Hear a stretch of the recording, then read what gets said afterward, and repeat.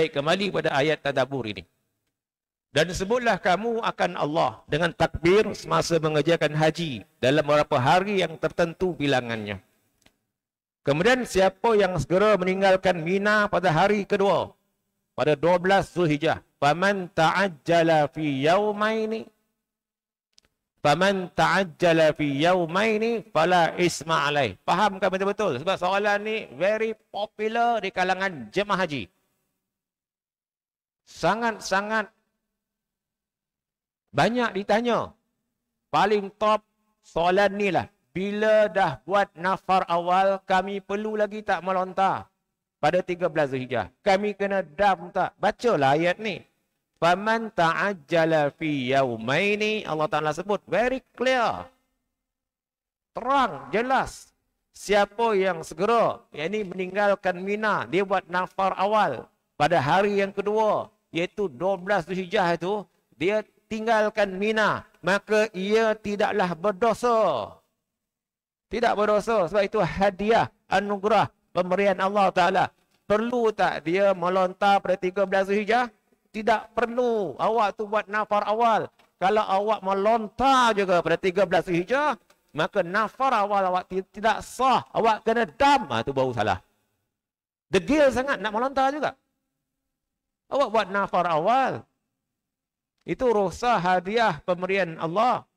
Kenapa awak balik semula ke Mina nak melontar 13 Zulhijjah? Rasa macam tak sempurna lah. Ustaz, tak sempurna apa? Oleh kerana awak melontar, awak buat nafar awal. Awak melontar juga pada 13 Zulhijjah, awak kena dam. Kerana tidak bermabit di Mina pada 13 Zulhijjah. Maknanya nafar awalnya itu terbatal. Saya kata faham.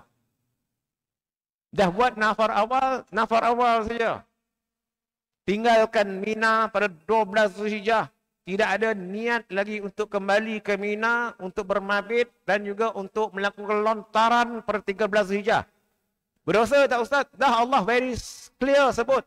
Faman ta'ajjala fi yaumaini fala isma alaih. Saya ulang semula. Orang yang buat nafar awal tidak perlu bermabit di Mina pada 13 Zulhijjah. Mereka tidak perlu melontar pada 13 Zulhijjah. Cukup bermabit di Mina pada 12 Zulhijjah dan juga melakukan lontaran surah wusta kubra setakat 12 Zulhijjah saja. 13 Zulhijjah mereka tidak berada di Mina lagi. Mereka sudah berada di Mekah. Itu adalah pilihan optional. Itu adalah hadiah, anugerah, pemberian Allah Subhanahu wa taala. Siapa yang nak buat nafar sani boleh stay di Mina sampai 13 Zulhijjah. Lakukan lontaran surah wusta kubra pada 13 Zulhijjah. Lepas tu balik semula ke Mekah. Maknanya orang yang buat nafar awal balik sehari awal daripada orang yang buat nafar sani.